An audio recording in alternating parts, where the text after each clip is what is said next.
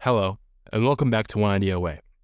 I'm Hayden, and today I want to talk about something that shows up again and again in the stories of people who build things that last. Not motivation, not talent, not even intelligence, but obsession. The kind of obsession that looks irrational from the outside. And the book we're looking at today is Shoe Dog by Phil Knight, the founder of Nike. And if you've ever seen Nike today, the scale of it, the influence, the cultural dominance, it's easy to assume that the company grew out of some perfect master plan, but Shoe Dog attacks the idea. Nike did not begin as a billion-dollar vision. It began as an experiment. Phil Knight was a runner at the University of Oregon, where he was coached by the legendary running coach Bill Bowerman. Bowerman was obsessed with improving athletic performance, constantly experimenting with shoe designs and new materials. Knight shared that obsession with running, but he didn't initially imagine himself building a massive company around it. In fact, after college, he felt lost.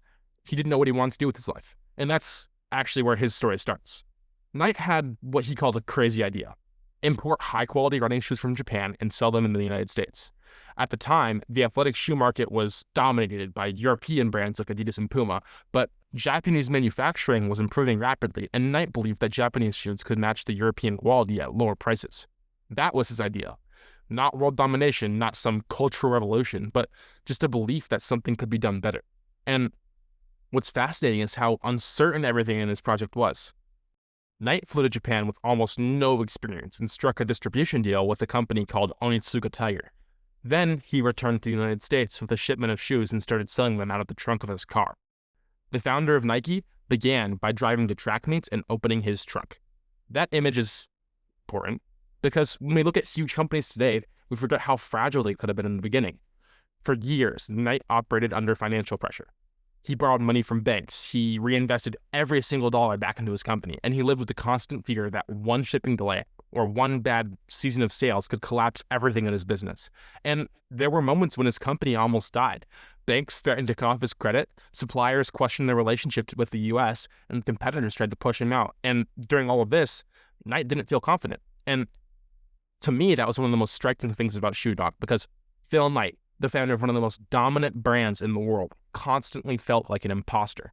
He writes about walking into meetings with bankers feeling like a fraud. He writes about lying awake at night worrying about payroll, and he writes about wondering if he had made a massive mistake. And that insecurity never fully disappeared. And that's one of the most important lessons that I took from Shoe Dog. It's that we often imagine successful people as confident from the beginning, but confidence often follows success, not the other way around. Early on, what keeps people going isn't confidence, it's obsession. Knight loved running. He loved the feeling of movement. He loved the idea of making something better for athletes like him. And that obsession anchored him during those early chaotic years of Nike. Because when things are unstable, and they will be if you're building something new, you need something deeper than motivation. You need obsession. Another powerful theme in Shoe Dog is risk. Knight repeatedly operated at the edge of financial disaster. He wasn't really reckless, but he was willing to tolerate uncertainty that most people would reject. Each time the company sold out of shoes, he placed larger orders. Each time sales increased, he expanded distribution, which meant constantly borrowing more money, which meant constantly increasing pressure. Most people wait until conditions feel safe before expanding, but Knight did the opposite. He expanded into discomfort. And that pattern shows up across many breakthrough stories I've read. Progress often requires stepping before stability exists. You grow into the stability later. Another huge part of Nike's story is people. Knight didn't build Nike alone. He surrounded himself with a group of unusual personalities: runners, rebels, people who didn't quite fit traditional corporate culture. They weren't polished executives. They were competitive, passionate, and sometimes chaotic people that shared a belief in what they were building. And that belief created Nike's culture. And what's important about that is that Nike's culture in the early days wasn't about hierarchy. It was about energy. People worked insane hours. They argued. They pushed their ideas aggressively, but they were united by one product. They believed that running mattered, and that belief gave the company its identity. And eventually, Nike began designing its own shoes rather than just distributing Japanese ones. Bill Bowerman, the same coach, experimented constantly with design improvements. And one of the most famous moments came when Bowerman poured rubber into a waffle iron to create a new sole pattern for running shoes. That experiment became the iconic waffle sole. Again, The story isn't glamorous. It's messy experimentation. It's trial and error. It's iterations. And that's how innovation actually happens. Not through one perfect idea, but through repeated imperfect attempts. Another turning point in the story is branding in Nike. Nike's name and logo didn't come from corporate strategy meetings. The logo was designed by a student named Carolyn Davidson for $35. $35 for the swoosh that is now one of the most recognizable logos in history. And the name Nike, referencing the Greek goddess of victory, almost never happened. Knight initially preferred a different name, but the team convinced him otherwise. And that moment illustrates something important about leadership. Founders don't always have the best ideas. Sometimes leadership means recognizing the better idea when it happens. Nike's rise accelerated when it began partnering with athletes. Professional runners started wearing the shoes. Success in their competitions translated into credibility for the company.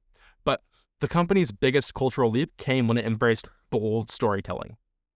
Nike didn't position itself as safe. It positioned itself as rebellious. Athletes who challenged norms became the face of the brand. That strategy created emotional connections with customers. Nike wasn't just selling shoes, it was selling an identity. And identity is powerful because people don't just buy products, they buy meaning. As Nike grew, though, the company faced enormous challenges. Legal battles, distribution conflicts, labor controversies, supply chain issues. Rapid growth brought criticism on the company. And Knight writes about how painful some of those moments were. He didn't enjoy the spotlight. He wasn't naturally comfortable with public leadership. And in fact, Knight described himself as introverted. He preferred building quietly rather than being the public face of the company. But as Nike expanded, that became impossible. Success brought him visibility, and visibility brought him more pressure. And one of the deeper themes of Shoe Dog is endurance. Nike didn't explode overnight. It took decades of stress, risk, uncertainty. And that kind of long-term persistence over years requires a particular mindset. You have to detach yourself from short-term validation. If you need immediate approval, you'll quit way too early.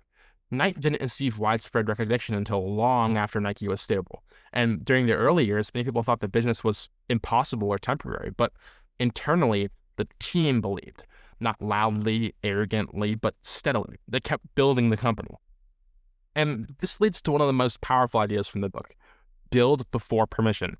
Don't wait for the world to like your idea. Don't wait for validation. Don't wait for perfect certainty that you'll succeed. Start building. Permission comes later, if it comes at all. Phil Knight didn't ask the world if Nike should exist. He built Nike until the world noticed. And that distinction is important because many people have ideas, but far fewer people act on them. And even fewer sustain that effort through uncertainty. My final takeaway from Shoe Dog isn't about sneakers. It's about identity. Knight didn't become successful because he chased success. He became successful because he couldn't stop building something he believed in. Success followed the obsession, not the other way around. And that's the truth behind the most meaningful work. You start with curiosity. Curiosity becomes commitment. Commitment becomes obsession. And obsession eventually becomes impact. Phil Knight spent years building Nike before the world believed in it. That belief came later, after the work, after the risk, after the uncertainty. And that's the real story behind almost every overnight success. Years of invisible endurance. Thanks for listening.